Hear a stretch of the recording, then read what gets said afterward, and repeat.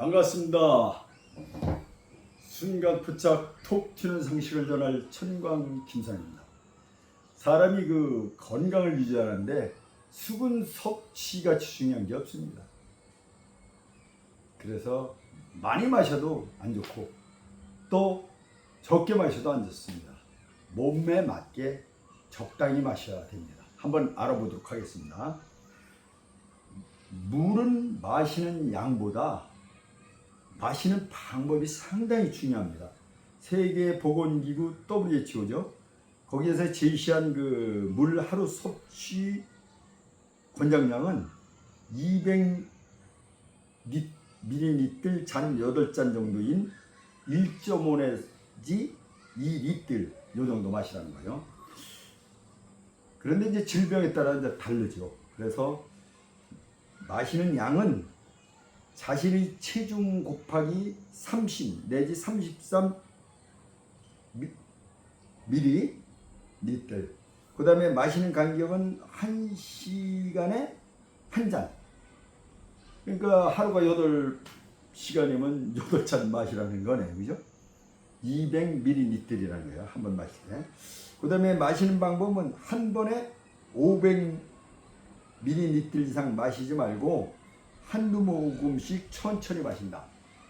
그러니까 그냥 뭐 덥다고 뭐 물할 때 찬물 꿀꺽꿀꺽꿀꺽 가서 1000ml 이상 이렇게 마시지 말라. 조금씩 천천히 마시라는 얘기죠.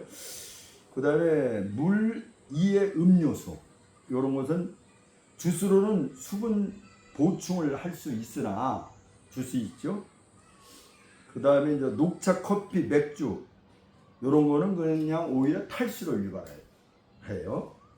이런 것도 상식으로 알아둬야 돼요.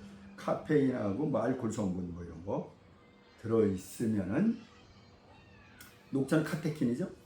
그런 거 있으면은 탈수를 오히려 유발한다. 그래서 이제 이렇게 이제 기준적인 거는 이런데 그렇다 하더라도 이제 몸에 어떤 질병에 따라서 물을 더 섭취해야 되고 덜 섭취해야 되고 하는 게 있어요. 그걸 한번 알아보도록 하겠습니다.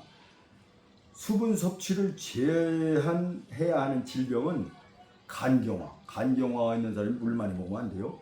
간 기능이 떨어지면 수분이 각 장기에 고루 배분되지 못하고 혈액에 남아 혈액 속 수분 함량이 높아지기 때문입니다. 그러니까 이게 각 장기로 다 이렇게 공급을 해야 되는데 그냥 혈액에 그냥 쭉 남아 있는 거예요. 그러기 때문에 간경화 걸린 분들은 물 많이 마시면 안 돼요. 그 다음에 신부전증, 이게 심장 펌프질 저하죠. 심장에 들어온 혈액이 많아지면 심장에 부담이 되므로 물을 하루 1리터 이내로 마셔야 합니다. 절반 정도밖에 안 되는 거죠. 이 성인 정상적인 사람에 비해서. 그 다음에 신부전증, 심장에 부담이 될 수 있으므로 갈증이 날 때만 의사가 권고한 양의 물을 마셔야 한다. 그냥 뭐 밥 먹고서 이렇게 물 마시고 덜 그러는데 그렇게 하지 말고 의사가 권한 대로 그리고 잘 관리해야 됩니다. 그 다음에 부신 기능 저하증은 수분과 염분의 원활한 배출이 어려워 수분을 많이 섭취하면 전신 부종이 생길 수 있습니다. 그 다음에 심한 갑상선 기능, 그러니까 갑상선 기능에 저하증이 발생한 사람도 물을 많이 마시면 수분 배출이 잘 안 됩니다. 저도 이번 종합검진했는데 갑상선 결절이 1.2mm 정도 이렇게 있다고 그러더라고요. 그래서 상당히 오래된 거기 때문에 악성 같은 건 아닌데 지켜보자고 그러더라고요. 그런데 어쨌건 간에 이런 몸에 이 문제가 있는 분들, 그러니까 간경화, 신부전, 신부전증, 부신 기능 저하증, 심한 갑상선 기능 저하증. 저같이 그렇게 약한 갑상선 그렇게 그런 건 아니고, 심한 갑상선 저하증은 수분을 많이 섭취하면 안 됩니다. 의사가 권하는 대로 그렇게 따라야 됩니다. 그 다음에 이제 수분을 충분히 마셔야 하는 질병이 있어요. 또 물을 좀 많이 먹어줘야 됩니다. 어떤 질병이냐면 염증성 비뇨기 질환. 요거는 요로 감염, 방광염, 전립선염 등이 있으면 수분을 많이 섭취해서 염증 유발 물질을 소변으로 배출해야 되는 거예요. 밖으로 염증성 성분을 빼내야 되겠죠. 그죠? 노폐물이 배출되지 못하고 농축되면 요로 결석으로 변할 수 있습니다.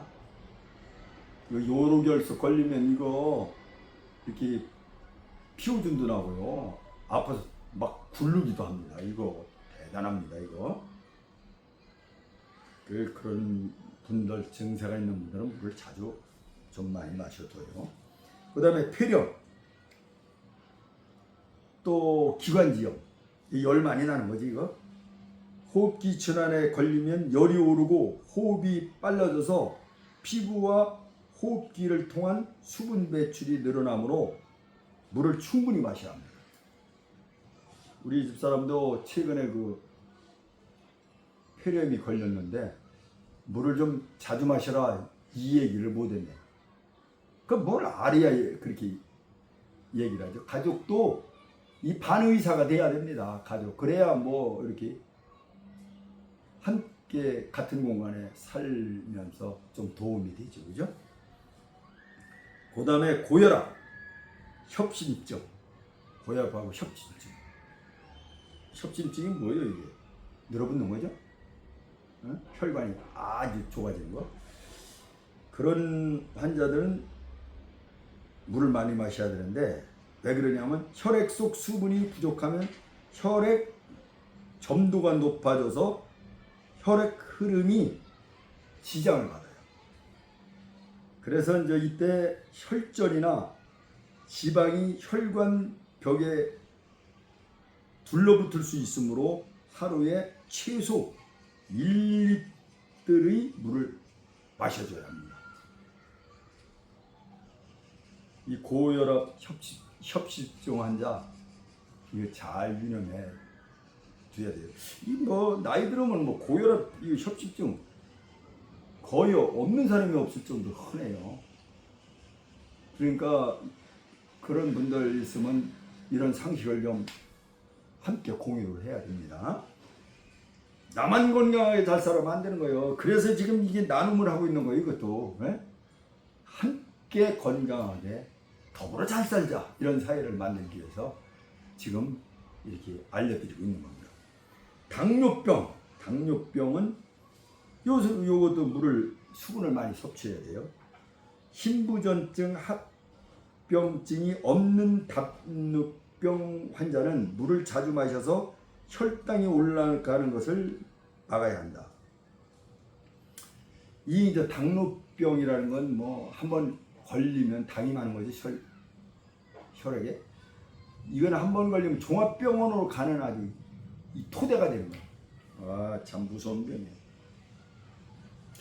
여기 이제 당뇨병 걸렸는데 신부전증 또 걸리고 합병증이 온 사람도 있어요. 이런 사람들은 또 물을 많이 먹으면 안 되겠죠. 신부전증.